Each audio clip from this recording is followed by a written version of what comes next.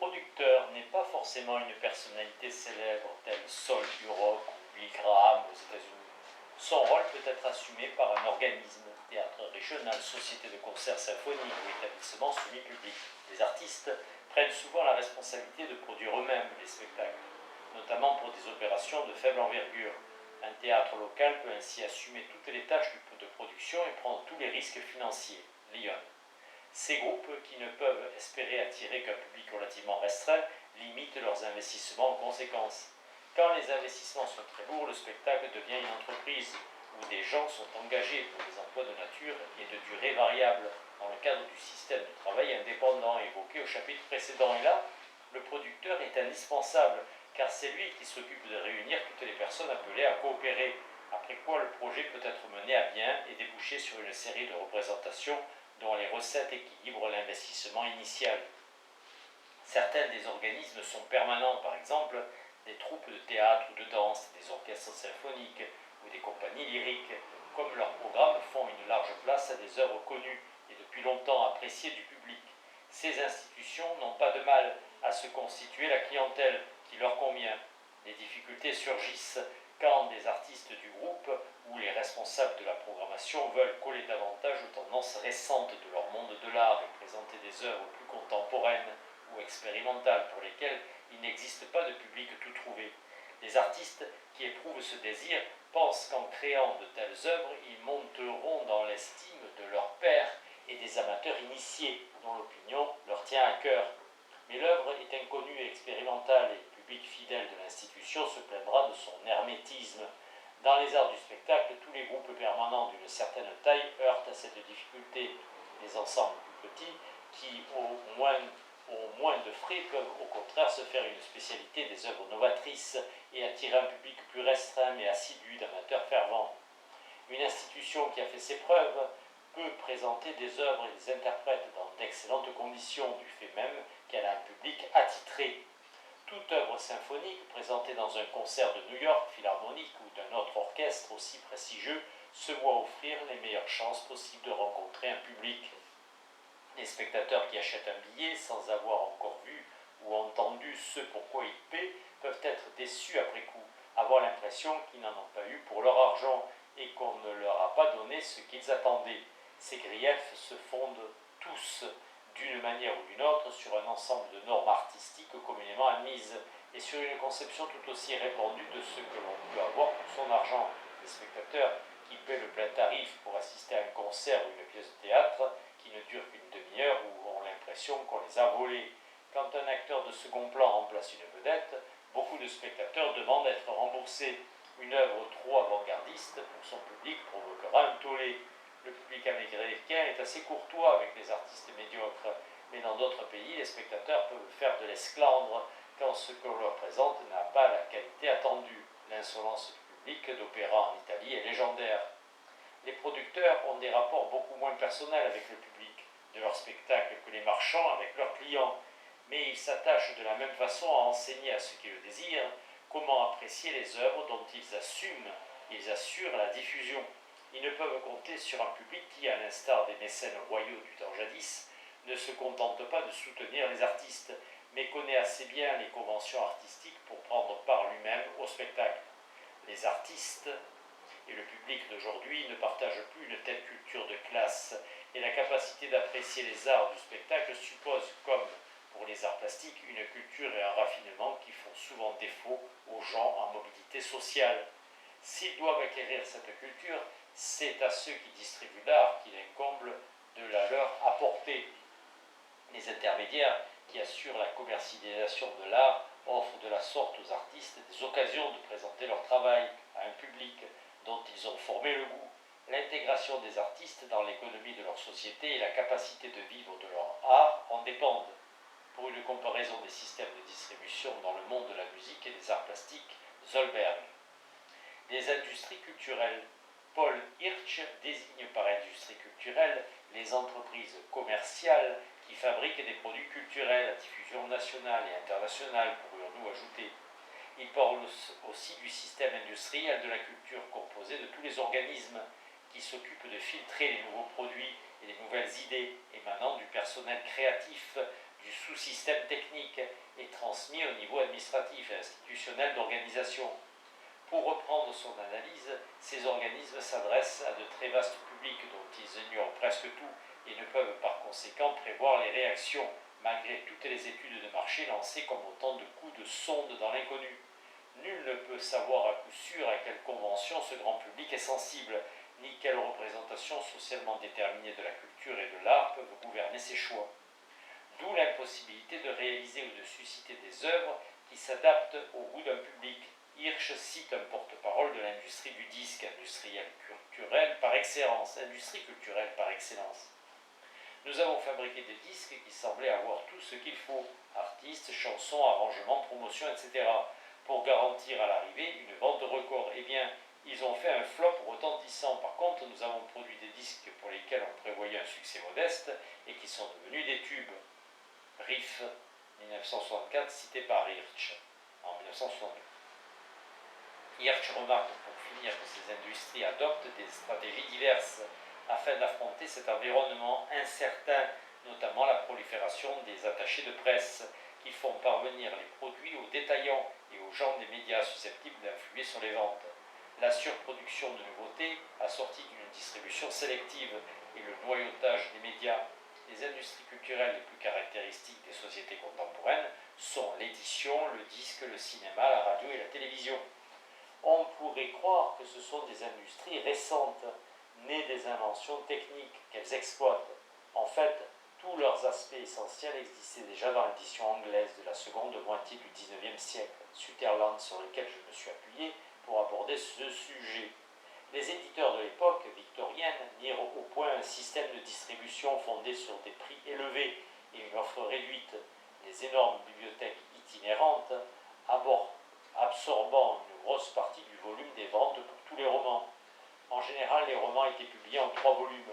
Le prix de vente, fixé à 1,5 guinée, était assez élevé pour permettre aux éditeurs d'écouler un minimum d'exemplaires chez les libraires, en leur accordant des remises considérables, et de s'y retrouver tout de même.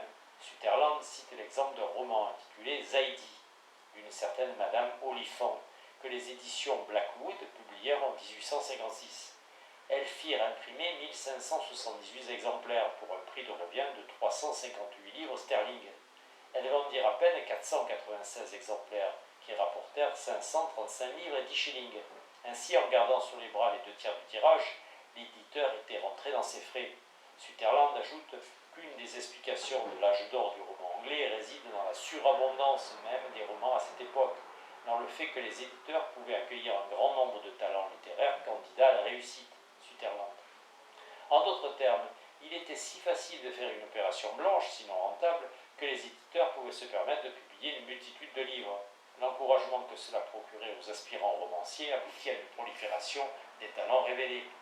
Le système se transforma lorsque les gens découvrirent des moyens d'exploiter le goût croissant pour la littérature de fiction manifesté par un public anglais de plus en plus instruit.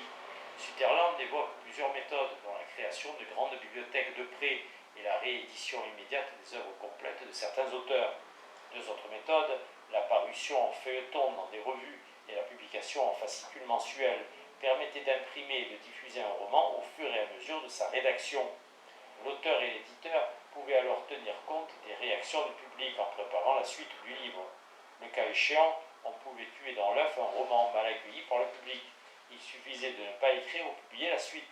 Les éditeurs savaient immédiatement qu'un livre ne marchait pas, car la vente des fascicules ou du périodique, où paraissaient les épisodes, connaissait un brusque ralentissement, que n'expliquait pas seulement la désaffection prévisible des lecteurs qui avaient commencé à lire le roman, mais l'avaient jugé sans intérêt. En outre, le service commercial pouvait donner des conseils pour la suite du livre, au vu de la courbe des ventes, ce qui fait dire à Sutherland. Bon nombre des grands romans de cette époque, qui semblent les purs produits du génie créatif, étaient souvent le fruit d'une collaboration, d'un compromis ou d'une commande. Sutherland. Tels étaient en effet les modes d'influence des éditeurs sur le travail des romanciers. Comme nous le verrons, cette influence fut déterminante pour le style et la composition des romans. Mais revenons sur certaines des principales caractéristiques de ce système de diffusion. Les réactions du public sont imprévisibles et les gens qui réalisent ou distribuent les œuvres n'ont aucun contact réel avec ce public. La diffusion des œuvres, en de multiples exemplaires dans le cas du livre et du disque, ou par des moyens de transmission mécanique, pour les programmes de radio et de télévision, leur interdit de connaître les consommateurs personnellement. Ils n'ont pas ce rapport direct avec le public qui caractérise le mécénat et l'activité en galerie. Dans ces deux derniers systèmes, les créateurs et les distributeurs ont un véritable dialogue avec le public, parfois même pendant la réalisation des œuvres, et savent ce qu'ils pensent, ce qu'ils aiment et ce qu'ils n'aiment pas. Or, nul ne sait aussi rapidement ni aussi sûrement ce que pense le public des industries culturelles. Et en fait, malgré toutes ces études d'audience, personne ne peut se vanter de ne le savoir jamais. Ne connaissant pas leur public, les artistes réalisent forcément leurs œuvres sans savoir qui elles toucheront, comment et dans quelles circonstances. Comme l'a fait observer Charles Newman, aujourd'hui, aucun grand écrivain américain ne peut dire pour qui il écrit. Un auteur populaire ou un cinéaste ne pourrait dire non plus à qui il s'adresse. Mais s'ils visent un certain public, rien ne leur garantit que leur œuvre touchera précisément ce public-là. Alors les artistes et ceux qui distribuent leurs œuvres et ceux construisent une sorte de public imaginaire à partir de renseignements fragmentaires glanés par divers moyens. Les détaillants peuvent transmettre des informations aux agents commerciaux, lesquels les communiquent à leurs supérieurs, qui les communiquent à leur tour aux responsables de la production. Ces derniers peuvent les rapporter aux artistes en les modifiant plus ou moins. Les renseignements qui circulent par des canaux aussi indirects sont rarement exacts ou utilisables quand ils parviennent enfin à l'artiste. Faute de mieux, force est de s'en contenter. Comme il est impossible de savoir ce que le grand public accueillera favorablement, les industries culturelles incitent tout un chacun et n'importe qui à leur proposer des projets. L'élaboration du projet est presque entièrement à la charge de l'artiste, qui assume les frais en espérant que l'industrie prendra son travail et le distribuera. Les industries ne retiennent que quelques-unes des nombreuses propositions reçues, comme le fait remarquer Paul Hirsch. En théorie, les organismes maximisent leurs profits en mobilisant les capacités de promotion pour soutenir la vente massive d'une petite gamme de produits. Ils lancent les produits à l'aide de campagnes de publicité sélective et autres méthodes de promotion, puis notent les retombées sur les ventes. Dès lors que ces informations leur parviennent, ils abandonnent la promotion de certains produits dont les chances de succès se trouvent réduites à néant. Quand le choix est si vaste, un produit qui ne bénéficie pas de quelque attention particulière demeurera trop mal connu pour atteindre ceux qui pourraient intéresser. Bruce Bliven décrit, d'après le témoignage d'un agent commercial, la façon dont les éditeurs rajustent constamment leur stratégie de lancement des nouveautés. Les œuvres qui parviennent au public sont mises sur le marché en quantité variable et sont lancées avec plus ou moins de publicité. Le système procure donc des revenus variables et parfois énormes, une occasion plus ou moins favorable de présenter son œuvre et des chances relativement minces de toucher un public dont les goûts et les conceptions s'accordent avec l'œuvre. Comme il n'y a pas de relation directe avec le public, l'artiste s'en rapporte finalement aux réactions de ses confrères d'une part et des responsables de la distribution de l'autre. Le système exerce son influence sur les œuvres à travers les relations d'interaction entre les responsables des industries culturelles et les artistes. Prenons l'exemple d'une question aussi simple que la longueur d'une œuvre. Les écrivains apprennent à concevoir le travail en fonction des longueurs commercialement acceptables. Si l'on en croit Trollope, qui écrivait à l'époque où les romans en 3 volumes régnaient en maître, un auteur comprend vite combien de pages il doit remplir. Sutherland cite d'autres exemples. La division du roman en épisodes publiés périodiquement et la possibilité de mettre un terme brutal au feuilleton dissuadèrent les romanciers de perdre du temps à élaborer le canevas d'un livre qui ne finirait peut-être pas, ou à disposer savamment, dans les premiers chapitres, des éléments qui n'exploiteraient complètement que beaucoup plus loin dans l'ouvrage. Ils adoptèrent la forme picaresque parfaitement illustrée par les aventures de M. Pickwick, qu'ils pouvaient interrompre à tout moment sans trop nuire à l'intrigue. Cependant, dès qu'un romancier était assez connu pour assurer un certain volume de vente sur son seul nom, il se trouvait en position de force pour exiger de l'éditeur la garantie que l'œuvre serait publiée intégralement, quoi qu'il advint. Ainsi, quand Dickens acquit une certaine notoriété, il commença à écrire des romans plus rigoureusement construits, comme Bleak House. À ce propos, Sutherland cite un roman de Thackeray, l'histoire d'Henry Esmond, tandis que la foire aux vanités était à l'origine une série d'histoires brèves payées chaque mois. Le contrat pour l'histoire d'Henry Esmond autorisait et même obligeait l'auteur à composer un ensemble plus cohérent. Plusieurs clauses du contrat concouraient à ce résultat. Thackeray devait être payé en 3 versements. Le premier à la signature du contrat, le deuxième à la remise du manuscrit complet et le troisième à la parution du livre. Le fait de repousser le deuxième versement à la date de remise du manuscrit donnait à Thackeray la possibilité de rédiger ce que le contrat stipulait expressément, contrairement aux habitudes de l'époque, note Sutherland, à savoir un récit ininterrompu. L'intrigue compliquée se dénoue dans une scène finale où toutes les tensions accumulées depuis le début se résolvent d'un coup, alors que personne, il me semble, ne se précipiterait sur les derniers chapitres de La foire aux vanités et l'histoire de Pendennis, 2 romans précédents, pour découvrir ce qui va arriver à la dernière page. L'intrigue minutieusement ficelée de l'histoire d'Henry Esmond créa un vrai suspense. Sutherland remarque également que Thackeray, devant recevoir le solde du paiement à la parution du livre, ce fut son roman le plus soigné du point de vue de la présentation et de la lecture des épreuves. Il conclut que l'histoire d'Henry Esmond doit une partie de sa gloire à son éditeur George Smith, selon Sutherland. Les effets du système éditorial variaient selon les circonstances, car les rapports de force entre éditeurs et auteurs pourraient être très différents, tout comme leur degré de confiance mutuelle et l'importance des pressions exercées sur l'auteur. Dans les derniers jours de Pompey, de Bulwer-Lytton, il y a des chapitres superflus et des chansons sans aucun rapport avec le reste, parce qu'il manquait une 50aine de pages au manuscrit original pour remplir les 3 volumes traditionnels. Sutherland. Les textes de Trollope furent expurgés pour satisfaire les scrupules religieux de Mudie, qui dirigeait la plus grande librairie itinérante et dont les achats représentaient une grosse partie des bénéfices procurés par les romans à succès.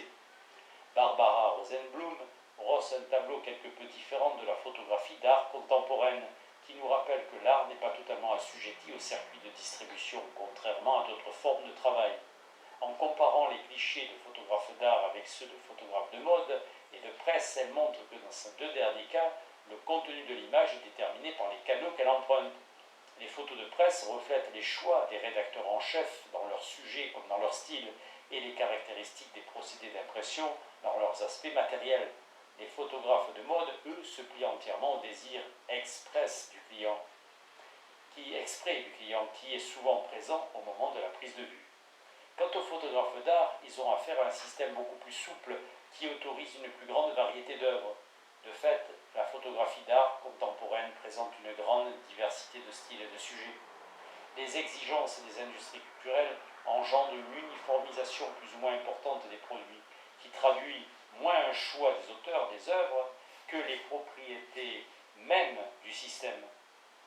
Les caractères normalisés des produits peuvent devenir des sortes de critères esthétiques pour les personnes qui les évaluent.